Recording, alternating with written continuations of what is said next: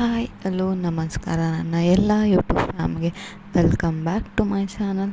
ನಾನಿವತ್ತು ಇಲ್ಲಿ ಒಂದು ಹೊಸ ರೆಸಿಪಿ ಅಥವಾ ಬಾಣಂತಿಯರಿಗೆ ನಮ್ಮ ಸೈಡ್ ಕೊಡುವಂಥ ರೆಸಿಪಿನ ತೋರಿಸ್ತಾ ಇದ್ದೀನಿ. ಇದನ್ನು ಮೆಂತ್ಯದ ಉಗ್ರಿ ಅಂತ ಹೇಳ್ತಾರೆ ನಮ್ಮ ಸೈಡು, ಇಲ್ಲಾಂದರೆ ಮೆಂತ್ಯದ ಉಪ್ಪಿಟ್ಟು ಅಂತಲೂ ಹೇಳ್ಬೋದು.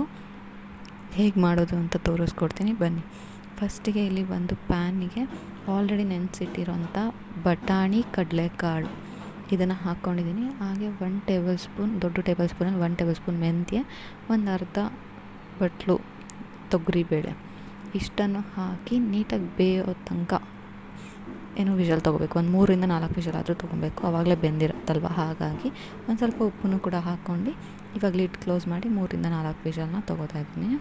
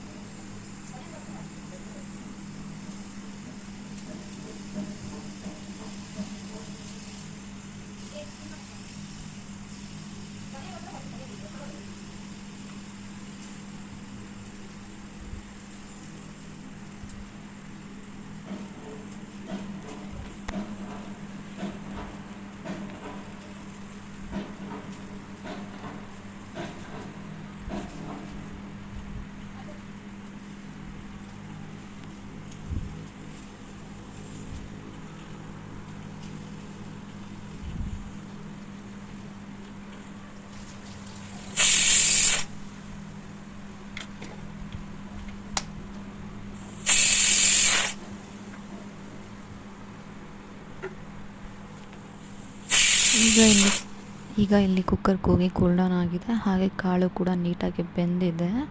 ಈಗ ನಾವಿಲ್ಲಿ ರವೆನ ಹುರ್ಕೊಳ್ಳೋಣ. ಈಗ ಒಂದು ಪ್ಯಾನ್ನ ಬಿಸಿ ಇಟ್ಕೊಂಡು ಅದಕ್ಕೆ ಅಕ್ಕಿ ರವೆ ಮೇನು, ಇದಕ್ಕೆ ಅಕ್ಕಿ ರವೆನ ತೊಗೋಬೇಕು. ಅಕ್ಕಿ ರವೆಗೆ ಸ್ವಲ್ಪ ತುಪ್ಪನ ಹಾಕ್ಕೊಂಡು ನೀಟಾಗಿ ರೋಸ್ಟ್ ಮಾಡ್ಕೊತಾ ಇದ್ದೀನಿ. ಅಂದರೆ ಉಪ್ಪಿಟ್ಟಿಗೆಲ್ಲ ಹೇಗೆ ಹುರ್ಕೊತೀವಲ್ಲ ಹಾಗೇ ಹುರ್ಕೊಬೇಕು. ತುಪ್ಪ ಹಾಕ್ಕೊಂಡು, ಇಲ್ಲಾಂದರೆ ಆಯಿಲ್ ಕೂಡ ಹಾಕ್ಕೊಬೋದು, ಬಟ್ ತುಪ್ಪ ಹಾಕ್ಕೊಂಡ್ರೆ ಟೇಸ್ಟ್ ಚೆನ್ನಾಗಿರುತ್ತೆ ಅಂತ ಅಷ್ಟೇ. ಹಾಗಾಗಿ ತುಪ್ಪನ ಹಾಕ್ಕೊಂಡು ನೀಟಾಗಿ ಇದನ್ನು ರೋಸ್ಟ್ ಮಾಡ್ಕೊತಾ ಇದ್ದೀನಿ.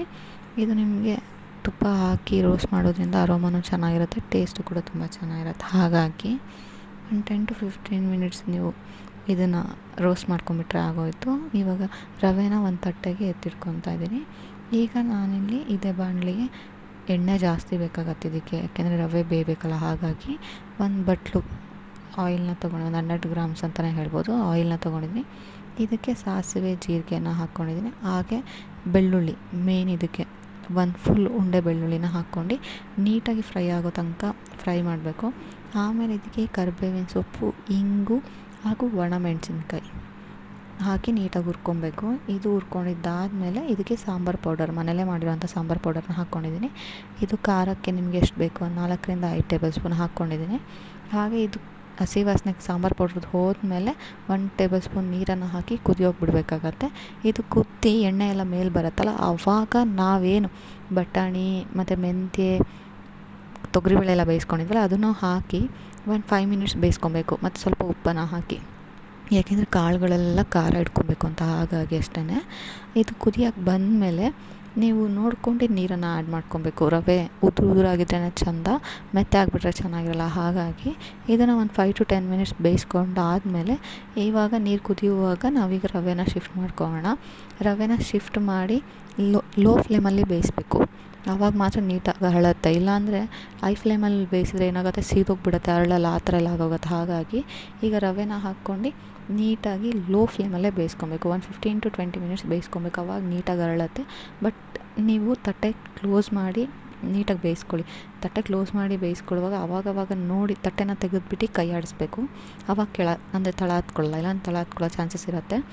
ಈ ಒಂದು ರೆಸಿಪಿ ನಮ್ಮ ಸೈಡು ಬಾಣಂತಿಯರಿಗೆ ಕೊಡ್ತಾರೆ, ಯಾಕೆಂದರೆ ಮೆಂತ್ಯ ಬಾಣಂತಿಯರಿಗೆ ತುಂಬ ಒಳ್ಳೆಯದು. ಹಾಗೆ ಎಣ್ಣೆ ಬೇಡ ಅಂದರೆ ತುಪ್ಪ ಹಾಕ್ಕೋಬೋದು ಒಗ್ಗರಣೆಗೂ ಕೂಡ. ಹಾಗಾಗಿ ಹಸಿಮೆಣಸು ಇರಲ್ಲ, ಕಾಯಿ ಇರಲ್ಲ ಅಲ್ವಾ, ಹಾಗಾಗಿ ಇದನ್ನು ಬಾಣಂತಿಯರಿಗೆ ಕೊಡ್ತಾರೆ. ಇವಾಗ ಇದು ಆಲ್ರೆಡಿ ಬೆಂದಿದೆ. ಇದನ್ನು ನಿಮಗೆ ಗ್ಯಾಸ್ನ ಆಫ್ ಮಾಡಿ ಇನ್ನೊಂದು 5 ಮಿನಿಟ್ಸ್ ಲಿಡ್ನ ಕ್ಲೋಸ್ ಮಾಡಿಟ್ರೆ ಇನ್ನೂ ಚೆನ್ನಾಗಿ ಉದುರಾಗುತ್ತೆ. ಇದು ನೀವು ಈರುಳ್ಳಿ, ಹಸಿ ಈರುಳ್ಳಿ ಮತ್ತು ಮೊಸರು ಜೊತೆ ತಿಂದರೆ ತುಂಬ ಚೆನ್ನಾಗಿರುತ್ತೆ. ಒಳ್ಳೆ ನೈಟ್ಗೆ, ಈವ್ನಿಂಗ್ಗೆ, ಮಾರ್ನಿಂಗ್ಗೆ ಉಪ್ಪಿಟ್ಟು ಒಂದೇ ಥರ ಉಪ್ಪಿಟ್ಟು ಮಾಡ್ಕೊಳ್ಳೋದಕ್ಕಿಂತ ಈ ಥರ ವೆರೈಟಿಯಾಗಿ ಮಾಡ್ಕೊಂಡು ತಿಂದರೆ ಚೆನ್ನಾಗಿರುತ್ತೆ, ಹಾಗೆ ಡಿಫ್ರೆಂಟ್ ಟೇಸ್ಟು ಕೂಡ ಇರುತ್ತಲ್ವ. ಹಾಗಾಗಿ ಈ ಒಂದು ರೆಸಿಪಿ ನಿಮಗೆಲ್ಲ ಇಷ್ಟ ಆಗಿದೆ ಅಂತ ಅಂದ್ಕೊತೀನಿ. ಇಷ್ಟ ಆಗಿದ್ರೆ ಲೈಕ್ ಮಾಡಿ ನನ್ನ ಚಾನಲ್ನ, ಹಾಗೆ ನನ್ನ ರೆಸಿಪಿನೂ ಕೂಡ ಲೈಕ್ ಮಾಡಿ, ಕಮೆಂಟ್ ಮಾಡಿ. ಇನ್ನು ಯಾರು ನನ್ನ ಚಾನಲ್ನ ಸಬ್ಸ್ಕ್ರೈಬ್ ಆಗಿಲ್ಲ ದಯವಿಟ್ಟು ಸಬ್ಸ್ಕ್ರೈಬ್ ಆಗಿ ಹೀಗೆ ಸಪೋರ್ಟ್ ಮಾಡಿ. Thank you.